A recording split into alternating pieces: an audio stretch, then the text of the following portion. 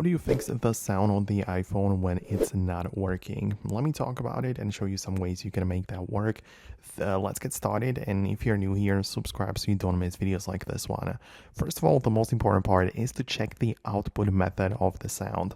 It has happened to me multiple times over that I was either connected to a HomePod or Apple TV or even an AirPods or anything else, and the sound was simply not working on my device because it was like connected to some kind of third-party speaker. So you can always go to the control center and tap on the AirPlay toggle and see if anything else is available, like as I said, the Apple TV or AirPods, and make sure that you're using the iPhone speaker to really make sure that the sound is going there, right?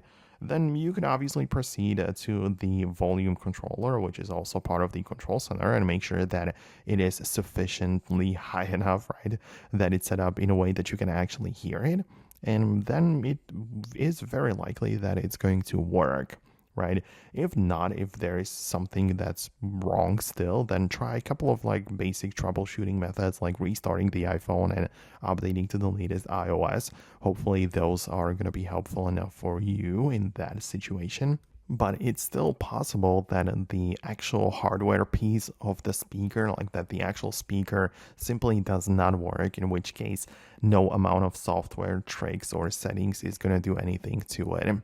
One more thing though, if your speaker or sound works for some things and not for another, well, for example, if it works for the playing videos but it doesn't work for notifications or incoming calls, then go to your settings and tap on the sounds and haptics, where you have one control volume controller for the ringtone and alerts, and in the control center you have another one for the content like the music and videos, right? So the distinction is important that those are separate things. This is for alerts, notifications, and ringtones, and the other one is for the content. So I hope it helps. I just wanted to guide you through it and explain how it works on the iPhone. If you found this video helpful, subscribe for more tutorials and similar guides like this, and I'll see you later in the future uploads.